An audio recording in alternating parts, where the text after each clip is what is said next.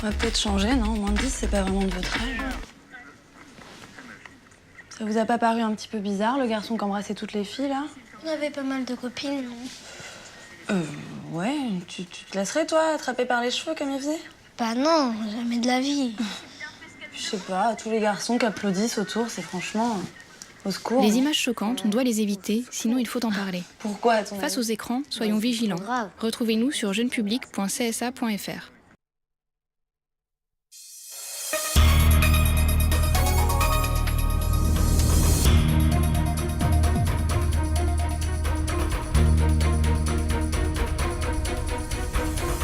Ce soir, le vote du budget primitif du Conseil départemental pour l'année 2017. Plus de 811 millions d'euros ont été votés. Une enveloppe néanmoins rationalisée. La collectivité a dû serrer quelques boulons pour continuer à répondre à la demande sociale. Déjà 1 an que l'ancien maire de Bémao est à la tête de l'exécutif régional. Harry Chalus continue de mettre en œuvre sa partition. Comment jugez-vous son premier bilan?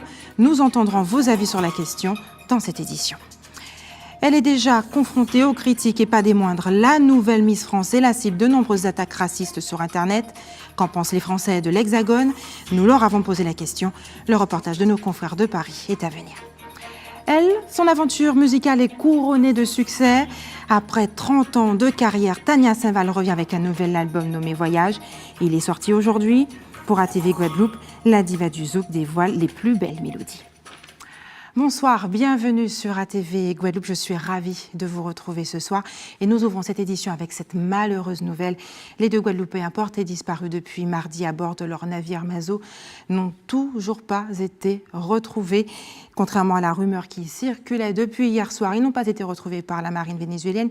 Il s'agissait d'un quiproquo, leur navire ayant été confondu avec un autre. Les autorités vénézuéliennes ont d'ailleurs informé le Cross Antillais Guyane de leur erreur. Et les équipes ont repris d'ailleurs dès ce matin leur recherche en mer pour tenter de les retrouver. À peine élu et déjà confronté au racisme, après son sacre à l'élection de Miss France, Miss Guyane a fait l'objet de nombreux commentaires racistes sur les réseaux sociaux. Certains ont tout simplement estimé qu'elle ne représente pas la France dans son ensemble. Mais qu'en pensent les Français de l'Hexagone? Nous leur avons posé la question. Reportage Solène Boissaï d'ATV Paris. La Guyane n'est pas la France. Humiliation nationale. Miss France 2017 fait partie d'un autre continent. Voilà quelques-uns des mots acerbes d'internautes français sur les réseaux sociaux. Dans les rues de Paris, difficile de trouver du monde qui tient ce genre de propos, mais en cherchant bien. Surtout de Miss France qu'il y avait, c'était Miss Guyane, Miss Guadeloupe, Miss Tahiti, Miss je sais pas quoi, et il n'y avait qu'une Française au milieu. La France n'est pas tellement représentée, enfin la France. Mais face à ces contradictions, pas facile de trouver une explication. Les départements, je ne sais pas comment vous expliquer. Heureusement, ce n'est pas l'avis d'une majorité des Français qui trouvent en cette élection un symbole de diversité. La France, elle est partout, elle est culturellement partout. Donc j'estime que la Miss Guyane est représentative aussi des métropolitains et des Français qui sont ici. Même si elle est noire, elle est française, elle reste française. On est en France, donc voilà. La Guyane, c'est un département français, il me semble. Donc voilà, elle répond tout à fait aux critères de Miss France. Elle est aussi française que moi. La Guyane, ça fait partie intégrante de la France. Donc si Miss Guyane a été élue Miss France, elle est Miss France, tout simplement. À chaque Miss, son lot de commentaires haineux. En 2000, Sonia Rolland a reçu près de 3000 lettres abjectes. Et à cette époque-là, les réseaux sociaux n'existaient pas. Retour chez nous en Guadeloupe où les conseillers départementaux étaient appelés à adopter le budget primitif de l'année 2017. Un montant de plus de 811 millions d'euros a été voté. Patrick Curie, Moïse Dexter et Nathalie Dinan ont suivi avec attention cette plénière au conseil départemental à Basse-Terre. Difficile dans ces temps d'austérité d'avoir un budget qui réponde aux réelles attentes du territoire. 812 millions d'euros alloués au budget primitif de 2017, dont près de 254 millions destinés aux bénéficiaires du RSA. Une dépense incontournable dans le cadre des missions du département en faveur des défavorisés, mais qui divise les opinions sur les capacités de la collectivité à tenir ses engagements. J'ai surtout, à l'occasion de cette plénière du département, voulu émettre une réserve importante puisqu'elle est relative au financement du revenu de solidarité active qui plombe longuement et durablement le budget du département. Aujourd'hui, le gouvernement socialiste fait preuve d'injustice à l'égard de nos contribuables et en particulier du département de la Guadeloupe. C'est pour cela que j'ai marqué avec bienveillance mon avis circonstancié sur ce budget-là en émettant les plus grandes réserves. La présidente du département fait appel à l'optimisme des élus, ce qui semble peut-être une tâche ardue avec une perte de plus de 50% des recettes liées au transfert de la compétence transport à la région, de par la loi Notré. Pas question pour la collectivité d'augmenter les impôts, mais un renforcement sur les contrôles à la fraude du revenu solidarité actif sera opéré. C'est un bon budget, je dirais que c'est un budget, quand on a 812 millions, c'est un budget, je dirais, important, mais c'est un budget, nous le savons déjà, qui est consacré pour la majeure partie pour répondre aux besoins de nos compatriotes les plus en difficulté, donc aux besoins sociaux. Donc nous avons des obligations vis-à-vis de ces compatriotes-là, et c'est vrai que ça, je dirais, ça utilise beaucoup, une bonne partie de notre budget. Cependant, on trouve le moyen d'avoir 86 millions d'euros pour l'investissement. Donc, malgré tout, on arrive aussi à aider les communes. Autre dossier, et non des moindres, celui de l'amélioration de la distribution de l'eau et le lancement du deuxième plan de secours. Autant de projets à réaliser avec pratiquement toutes les dotations en nette diminution. Le département devra compter ses sous. Après la Martinique et la Guadeloupe, Emmanuel Macron a achevé ce soir sa tournée antillaise en Guyane. Sur place, il a été reçu par les principaux ténors de la politique guyanaise avant de donner une conférence publique. Une visite aux allures de course effrénée pour tenter de séduire l'électorat guyanais. Jean-Marc Dabreux lui avait emboîté le pas. On regarde. Emmanuel Macron réserve ses premières minutes en Guyane à Rodolphe Alexandre. Le président de la collectivité de Guyane reçoit avec honneur l'ancien ministre de l'économie de François Hollande. Les deux hommes se connaissent. Rodolphe Alexandre l'a déjà dit, il porte beaucoup d'intérêt pour son hôte, mais il n'est pas encore prêt à lui annoncer son soutien à l'élection présidentielle. J'aurai tout le temps pour annoncer le candidat vers lequel je demanderai à mon parti de se prononcer, puisque je vous l'ai dit, nous allons vers un congrès, mais j'ai dit, et je répète, que j'avais un pincement au cœur en recevant Emmanuel Macron, car il a été le seul ministre à entrer sur le terroir, à se prononcer pour la filière industrielle aurifère, celle du bois, celle de l'agriculture, et qu'il avait une vision du devenir de la Guyane dans ses problématiques et spécificités. Donc je le dis et je le répète. Monsieur Macron, quel a été le sujet de votre entretien avec monsieur Rodolphe Alexandre ? Et nous avons passé en revue avec le président Rodolphe Alexandre et avec une bonne partie de son équipe les dossiers du moment, les défis du moment, puisqu'on le sait, il y a à la fois le combat que mène le président et son équipe pour le pacte, pour la Guyane justement, avec les investissements qui sont demandés à l'État en termes de santé, en termes d'éducation, en termes d'infrastructures. Et je le redirai tout à l'heure, mais je peux vous le dire dès à présent, je soutiens ce combat, je l'ai soutenu comme ministre pour les domaines qui étaient les miens, et plus largement, je considère que compte tenu des défis qui sont aujourd'hui ceux de la Guyane, la pression migratoire, la transformation, et en même temps les opportunités qui existent en Guyane, c'est le devoir de la République. Macron en Guyane, c'est une visite au pas de charge, placée sous le signe de l'économie. Rencontre avec Richard Gabriel, le président de la Chambre de commerce et d'industrie. Déjeuner avec les socio-professionnels et les différents acteurs du secteur économique.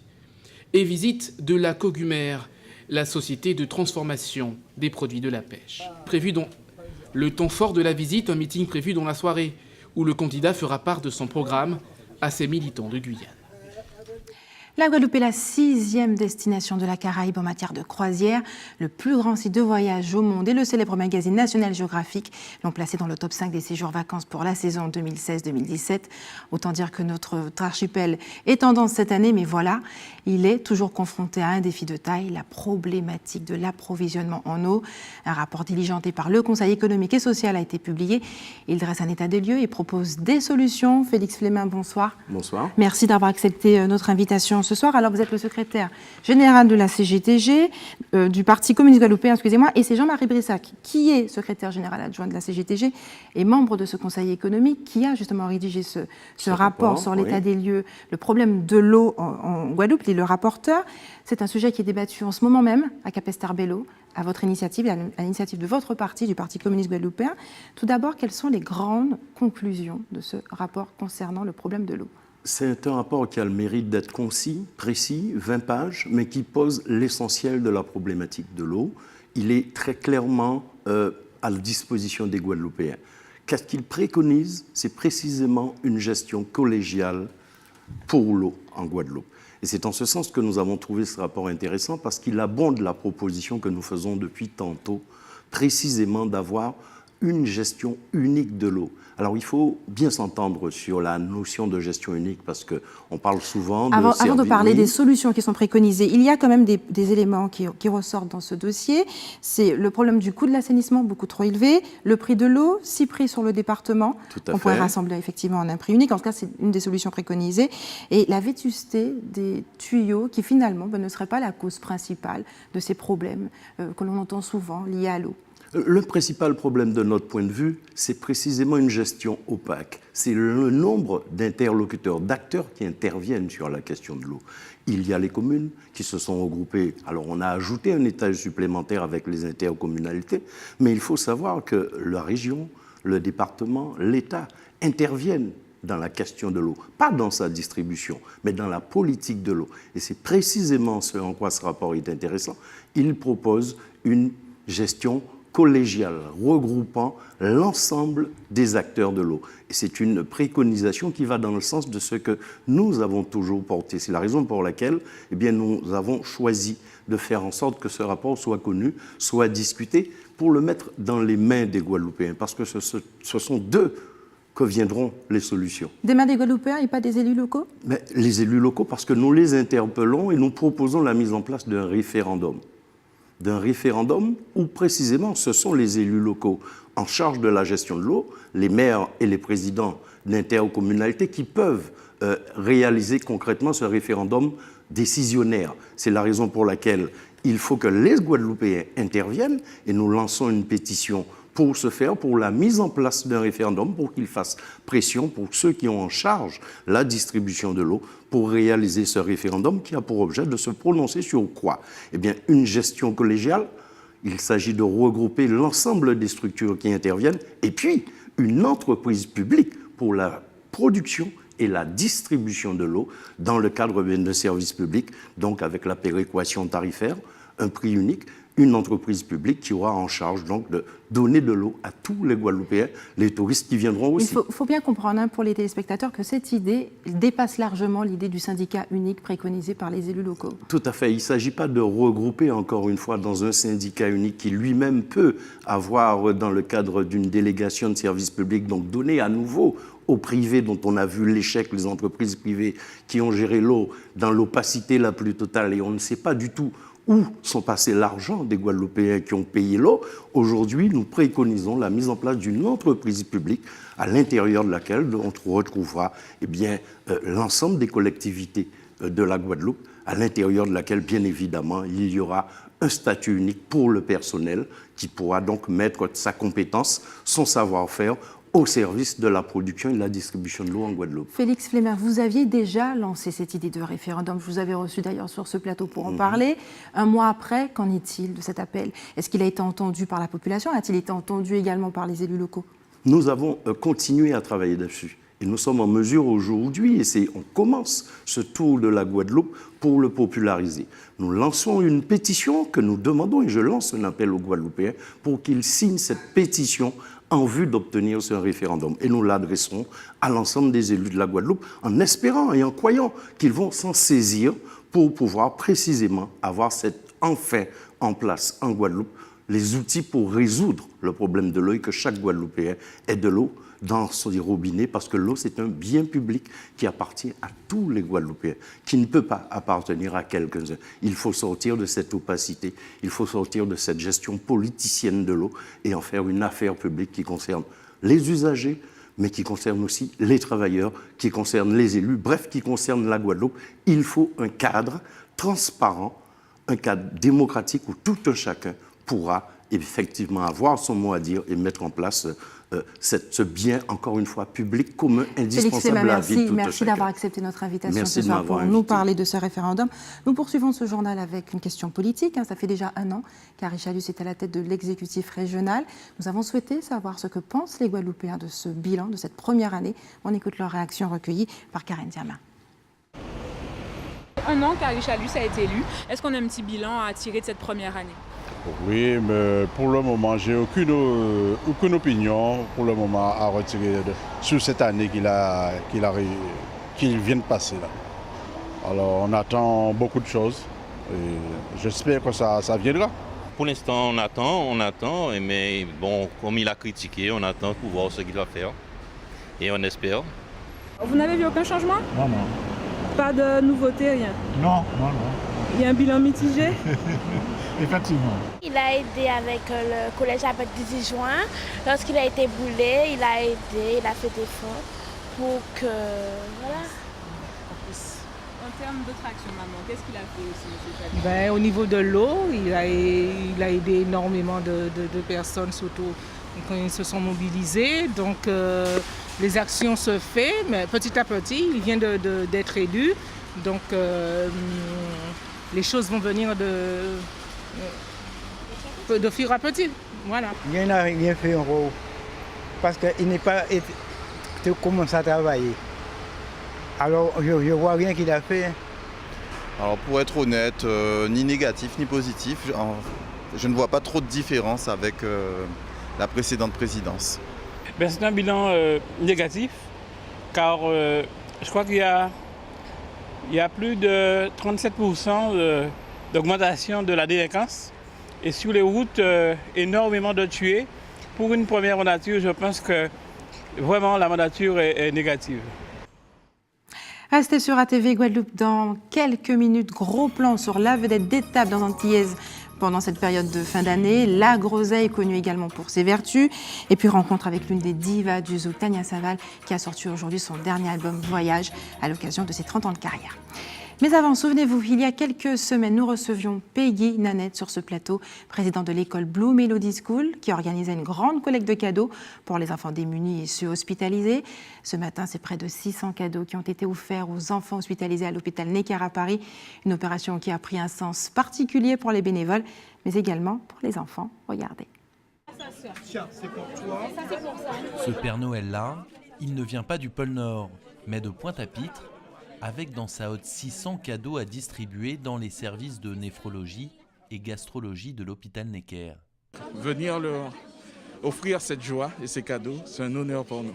Et pour les enfants, peu importe la couleur du Père Noël, du moment qu'il y a les cadeaux. Tu peux nous dire ce que c'est ça? Je connais pas. C'est un jeu de cartes avec des questions. C'est une machine à coudre. Tu sais d'où il vient ce cadeau? Oui, à Guadeloupe. Car tous ces cadeaux ont traversé l'Atlantique offerts par des donateurs guadeloupéens. Depuis 6 ans, c'est une école de danse des Abîmes qui les distribue. Nous, c'est des choses qui nous font chaud au cœur, qui nous font vraiment plaisir de voir qu'on peut faire plaisir avec un simple cadeau. Enfin, le sourire qu'on a en retour nous suffit simplement. C'est la première fois à Necker qu'une association de Guadeloupe se mobilise pour les enfants hospitalisés. C'est tout un symbole. On veut pouvoir aussi partager avec la nation en disant, pas une question de différence, mais que nous aussi, on est en mesure d'aider la nation, peu importe là où il faut aller, quoi. D'autant que le service accueille régulièrement des enfants antillais en attente de greffe, une opération encore impossible au CHU des DFA. Donc c'est des enfants qui peuvent rester facilement 1 an ou 2 en métropole avant de repartir chez eux. Donc vous voyez, c'est pour eux une tranche de vie complète qu'ils passent ici. Pour cela, on essaye de faire le maximum pour les divertir, leur faire oublier un petit peu leurs conditions d'enfants malades. Mais ce ne sont pas que les Parisiens qui vont profiter du gospel de Blue Melody School. L'association compte se déplacer aussi mercredi au CHU de Pointe-à-Pitre pour la même opération. Elle est la vedette des tables en cette période de Noël. Vous l'avez compris, je parle de la groseille. En plus de son goût légèrement acidulé, elle possède une concentration élevée en acides et vitamine C, d'où la naissance d'une production locale spécialisée dans la fabrication de boissons désaltérantes et tonifiantes. Le reportage est signé Karen Diamin. L'hibiscus abdarifa, de son nom scientifique, ou encore groseille pays, est une plante qui se cultive dans les milieux tempérés, une opportunité pour la Guadeloupe. Nous, on a un sol approprié ferralitique. Donc, c'est un sol basique.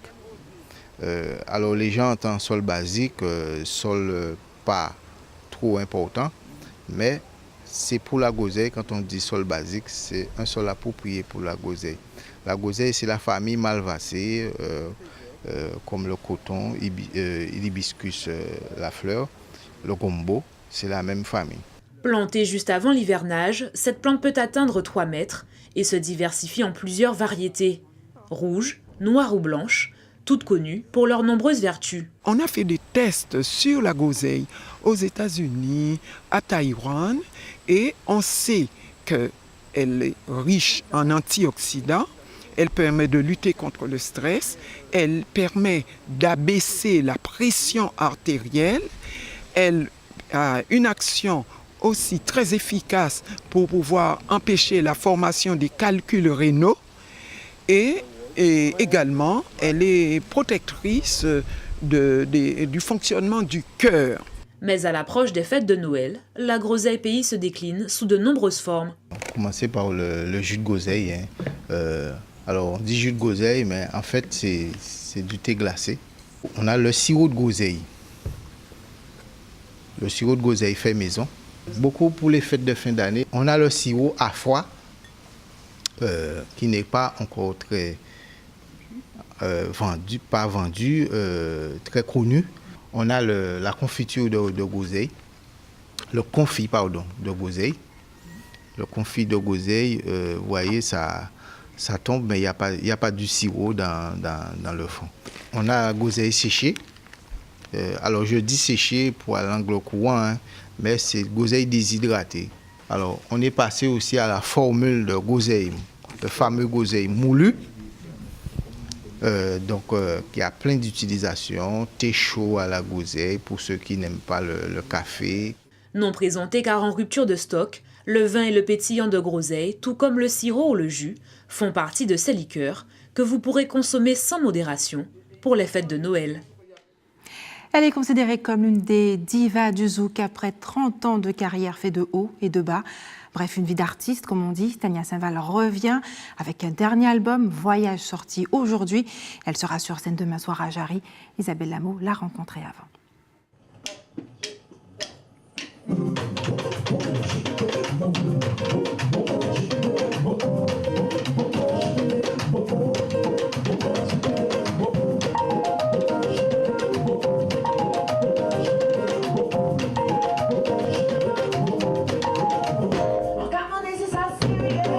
Tania Saint-Val a une nouvelle fois envie de faire voyager son public à travers son nouvel album intitulé Voyage.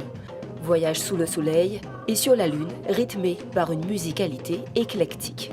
Une face soleil où je garde mon identité à faire du zouk, et une face lune où je travaille avec des musiciens talentueux, mais une couleur musicale qui peut rassembler, qui devrait rassembler tout un tas de musiques bien différentes et voilà, qui inspire l'univers caribéen.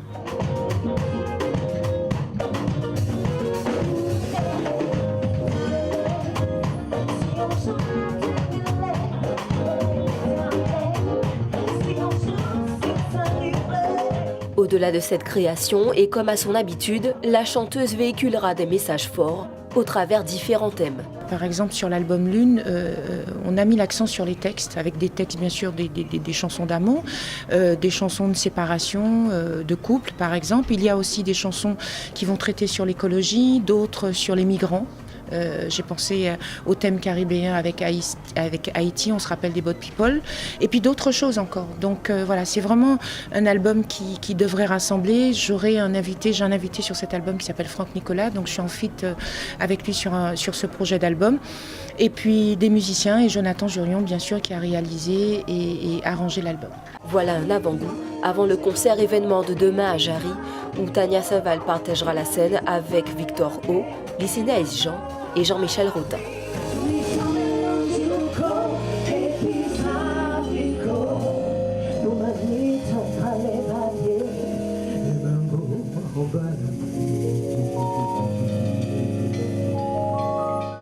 Place aux informations pratiques maintenant à vos stylos. Il y aura une coupure d'électricité prévue demain à Vieux Habitants de 8h30 à midi.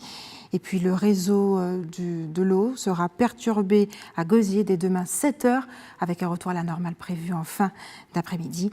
Et l'équipe de l'établissement français du sang vous donne rendez-vous demain au centre commercial de Milénis aux Abîmes de 13h à 17h30. Et enfin, si vous avez des informations à nous communiquer, n'hésitez pas à nous contacter au 0590 60 11 2 fois ou à nous envoyer vos communiqués et informations et indiscrétions à rédaction@atv.gp. Et soyez prudents en mer, la vigilance jaune est maintenue ce soir pour mer dangereuse à la côte. Voilà, c'est la fin de notre édition locale et régionale. On se retrouve dans un court instant, juste avant de retrouver Eddy Planté pour Questions Directes.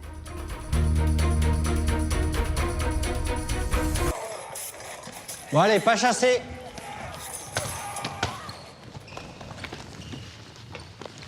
Tu regardes quoi là? C'est une série, ça, mon frère. Oh là là, c'est gore. Moins de 16 ans quand même. Tu sais, moi j'ai beau savoir que c'est des effets spéciaux, ça me fait bien flipper. Ah bon? Ah ouais. Pas toi? Ouais, c'est chaud. Les images violentes, on doit les éviter, sinon il faut en parler. Vas-y, raconte. Face aux écrans, soyons vigilants. Retrouvez-nous sur jeunepublic.csa.fr.